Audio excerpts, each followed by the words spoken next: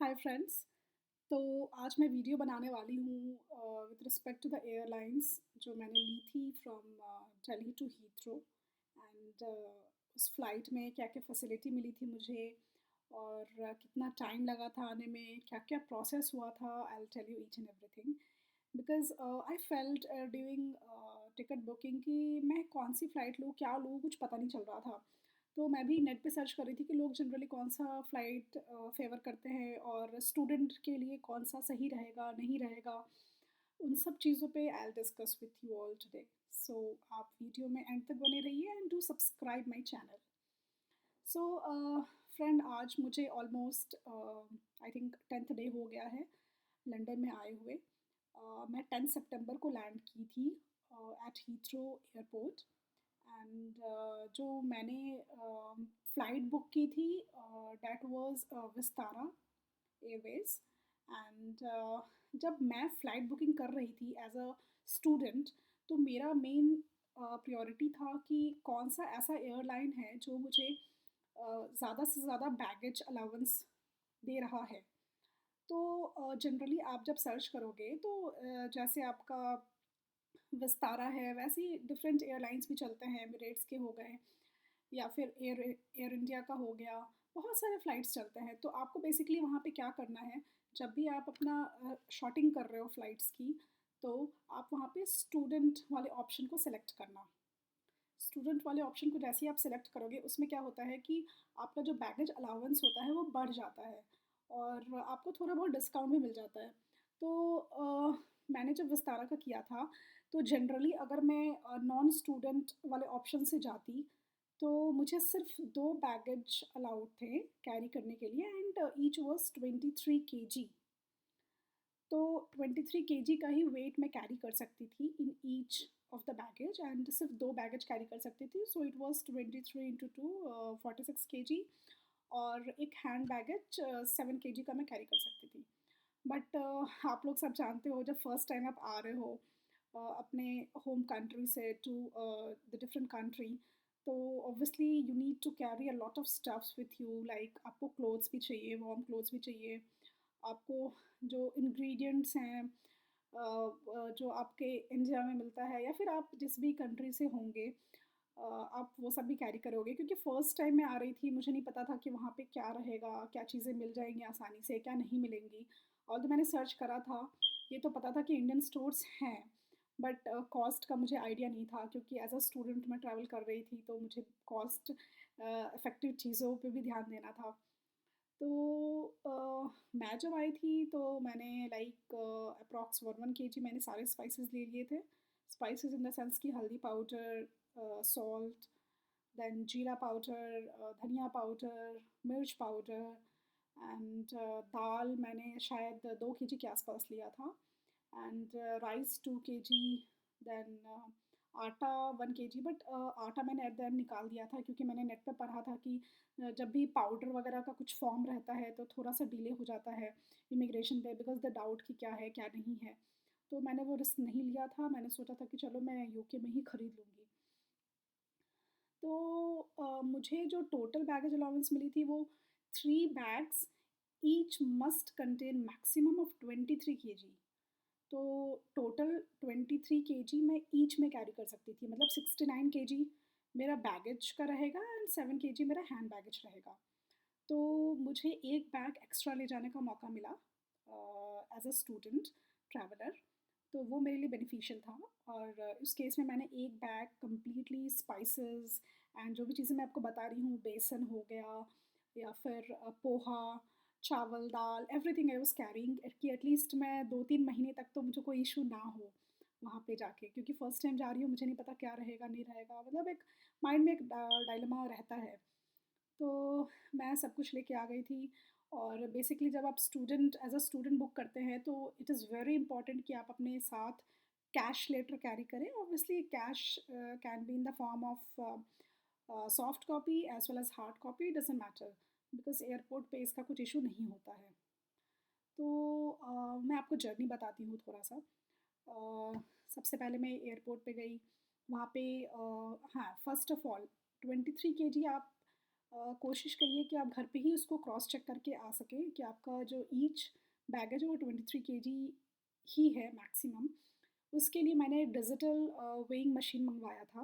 And manual weighing machine भी आप कर सकते हो, बट डिजिटल वाले में ज़्यादा एक्यूरेट आता है। क्योंकि मैंने जब डिजिटल वाले से किया था तो वो मेरा एयरपोर्ट में जब मेरे जो भी बैगेजेस वे किए गए वो ऑलमोस्ट सेम आ रहे थे। तो आई प्रेफर कि डिजिटल वेइंग मशीन यूज़ करूँ। उसमें आप अपना ट्रॉली रख करके या फिर आप अपने हाथ में उस ट्रॉली को पकड़ करके खड़े हो सकते हैं, तो ये एक एक्यूरेट उसका वेट देता है। तो मैं वो सारी चीज़ें करके आई थी। फिर मैं जब एयरपोर्ट पे पहुंची, फिर जो काउंटर होता है जहाँ पे हमें अपना बैगेज डिपॉज़िट करने होते हैं, वो बस एक आपसे माँगेंगे कि आप अपना कैश लेटर दिखाओ, सो दैट कि उनको ये पता चले कि आप एज़ अ स्टूडेंट ट्रैवल कर रहे हो, तभी तो आपको वो एक्स्ट्रा बैगेज का दे रहे हैं अलाउंस। अदरवाइज़ वो तो पैसा चार्ज करेंगे ना। तो वही हुआ, मैंने कैश लेटर दिखाया, फिर वो मेरे से पूछे कि आप अकोमोडेशन कैसे कर रहे हो? आपने यूनिवर्सिटी अकोमोडेशन लिया है या बाहर से लिया है? आई टोल्ड कि मैंने यूनिवर्सिटी अकोमोडेशन लिया है। फिर ही आस्क्ड मी कि आप मुझे दिखाओ आपका जो मतलब अकोमोडेशन लेटर है जो आपको मिला है, तो मैंने वो भी दिखा दिया उनको। तो प्रोसेस वाज वेरी स्मूथ। उन्होंने तीनों जो मेरे ट्रॉलीज़ थे उनको वे किया उन्होंने, और फिर उसको डाल दिया। मुझे मेरा मुझे मेरा टिकट मिल गया। फिर उसके बाद क्या हुआ, उसके बाद मैं सिक्योरिटी चेक इन में गई। सिक्योरिटी चेक इन में जाने से पहले, इंटरनेशनल का जो सिक्योरिटी चेक इन होता है उसमें जाने से पहले आपको एक और सेक्शन से गुजरना होता है, जिसमें कि जो ऑफिसर वहाँ पे बैठते हैं, आई थिंक वो इमिग्रेशन ऑफिसर ही थे। वो बेसिकली चेक करते हैं कि आपका पर्पस क्या है विज़िट करने का। और फिर वो आपका जो पासपोर्ट है उस पे वो स्टैंप मारते हैं कि मैं इस स्टेट को जा रही हूँ, I am living India on this state. फिर उसका स्टैम्प हो जाता है, मतलब कि I am allowed to go. फिर उसके बाद जैसे नॉर्मल तरीके से डोमेस्टिक में आपका सिक्योरिटी चेक इन होता है, वैसे इसमें भी सिक्योरिटी चेक इन होता है। फिर अपना सामान वामान जो हमने डिपॉजिट किया था, और एक hand baggage I was carrying in which I was carrying the laptop. तो कुछ इशू नहीं हुआ, आराम से स्मूथली प्रोसेस हो गया। विस्तारा का फ़्लाइट था 3 बजे, 3:10 को खुलनी थी फ्रॉम दिल्ली। और मैं बहुत सुबह आ गई थी उस टाइम पे, क्योंकि G20 समिट चल रहा था उस दौरान। सो आई वॉज लिटिल बिट वो डाउट में थी कि पता नहीं रास्ते में रोकेंगे क्या करेंगे, इसलिए मैं पहले ही निकल गई थी। बट रास्ते में कुछ भी नहीं हुआ, प्रोसेस वेरी स्मूथ, एंड किसी ने कुछ नहीं रोका, तो मैं पहुंच गई। फिर लाउंज में ऑब्वियसली मैंने बैठी 2 घंटे के आसपास, ऐसे मैंने अपना टाइम स्पेंड किया। फिर मैं विस्तारा फ्लाइट में बैठी। एंड थोड़ी देर बैठने के बाद ही, आई थिंक अराउंड 3:10 को खुली। एंड 4 या 4:30 के आसपास they served us the meal. Meal was very good, fantastic, like they served us rajma chawal, then juice, then chocolate mousse, and cold drink, और if you want to have a tea, tea भी मिलता है, या फिर आपको वाइन भी सर्व करते हैं वो लोग कुछ अमाउंट में। सो मैंने तो नहीं लिया था, मैंने फ्रूट जूस ही लिया था, वो हो जाता है। उसके बाद विस्तारा में वो डिस्प्ले का सिस्टम है, like you get to watch the movies and all those stuffs are there. तो मैंने 1-2 मूवीज़ देखी, उसमें टाइम स्पेंड किया अपना। फिर शाम के दौरान मुझे लग रहा था कि this is the last meal which we are being served, but ऐसा नहीं था। शाम के टाइम पे आई थिंक अराउंड जब 7:30-8 बज रहे होंगे इंडिया में, उसके में हमें स्नैक्स मिला। And snacks was very good. Snacks में भी कुछ चिकन था, चिकन एंड पाव था। एंड देन उसमें फ्रूट जूस था, चॉकलेट अगेन, फिर कॉफ़ी, टी, ये सारी चीज़ें थी। एंड बीच बीच में अगर आपको इसके बाद भी भूख लगती है, इफ़ यू नीड समथिंग, तो this they were serving biscuits and tea. तो like throughout the flight आपको कोई इशू नहीं होगा, खाने में कोई इशू नहीं है, प्लस आपका एंटरटेनमेंट के लिए भी फुल्ली फ्लेश्ड आपका सारा कुछ अवेलेबल है on the screen which is at the front of your sitting area. तो कोई इशू नहीं था विस्तारा में, आराम से पहुंच गई मैं। फिर यहाँ पे आप जैसे ही उतरोगे तो यू विल सी कि सबके सब टुवर्ड्स इमिग्रेशन जा रहे हैं। तो जैसे ही आप हीथ्रो एयरपोर्ट पे पहुँचते हो, दो सेक्शन हैं। एक तो होते हैं कि जो आपके यूएस, कनाडा, जो डेवलप्ड कंट्रीज़ हैं, वहाँ का क्या होता है कि वहाँ के लोगों को इमिग्रेशन उनकी अलग होती है, मतलब कि they can do the self immigration check, खुद से कर सकते हैं। बट हमारे लिए लाइक फॉर इंडिया और for any other developing countries, African countries, India हो गया या फिर और भी जो डिफरेंट कंट्रीज़ हैं, उनके लिए जो फिज़िकल इमिग्रेशन हो रहा था, मतलब कि आई मीन लाइन लगी थी 2 घंटे के आसपास हम लोग लाइन पे लगे थे। वहाँ पे थोड़ा-सा मैन पावर का शॉर्टेज था, तो प्रोसेस थोड़ा स्लो हो रहा था। बट फिर वहाँ पे भी एज़ सच कुछ हुआ नहीं। 2 घंटे के बाद मैंने भी सारा कुछ अपना कैश लेटर, अपने मार्कशीट, सारी फ़ाइल निकाल के मैं रख ली थी, क्योंकि मैं लोगों को देख रही थी कि सब अपने फ़ाइल्स निकाल रहे हैं। तो आई वाज़ लाइक कि पता नहीं क्या पूछेंगे, क्या नहीं पूछेंगे, तो I should have all the documents handy. But फिर मैं जैसे ही गई, वो officer was very sweet. She just asked me the university name, कि आप कौन सी यूनिवर्सिटी जा रहे हो, एंड आप कहाँ से ट्रैवल कर रहे हो। मैंने न्यू दिल्ली बोला, एंड शी जस्ट ला स्माइल्ड एट मी, एंड बहुत जल्दी हो गया मेरा प्रोसेस। फिर मैं गई वहाँ से बैगेज काउंटर से अपना बैगेज कलेक्ट किया। उसके बाद ऊबर बुक किया और लोकेशन पे आ गई। तो वहाँ पे मतलब आई फेल्ट कि सिस्टम वाज़ वेरी ईज़ी। मतलब जैसे आप इंडिया में करते हो कि एयरपोर्ट से बाहर जाके ऊबर बुक करते हो, वैसे यहाँ पे भी ऊबर बुक करो, लोकेशन डालो और आ जाओ। तो process was very very smooth. तो ये मैंने आपको डिस्क्रिप्शन पूरा बता दिया कि क्या क्या हुआ फ़्लाइट में और उतर के क्या हुआ।